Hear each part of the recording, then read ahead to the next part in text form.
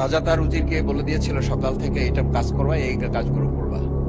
উজির বলেছিল যে আমাকে যে কাজগুলো বলেন কোনটা কখন গুরুত্বপূর্ণ কোনটা ছুটে যায় তার চেয়ে আপনি আমাকে একটা তালিকা করে দিলে ভালো হয়। তালিকাও করে দিয়েছিল। তালিকা দেখে দেখে সে কাজ শুরুই করেছিল। হঠাৎ করে রাজার মনে হলো সে একবার শিকারে যাবে। ঘোড়ার পেঠে উঠে যখন রেকাবে পা ঢুকিয়েছে, রেকাবে পা ঢুকালে পা আটকে গিয়েছিল।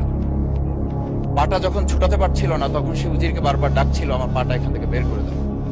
পাটা বের করতে যাচ্ছিল না উজির, কারণ উজির বারবার খুঁজছিল যে তালিকাটা করে দেওয়া হয়েছিল সেই তালিকার মধ্যে পা আটকে গেলে ওটা বের করে দেওয়ার বিধান ওখানে আছে কিনা।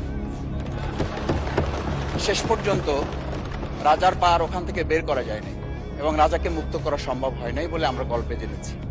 ঠিক আমার কাছে আজকে সংসদ এরকম একটা গল্পের মতো মনে হয়। আমরা জুলাই সনদে যখন আমাদের 4 বছরের সন্তানরা জীবন দিয়েছে, আমরা যখন দেখেছি বিগত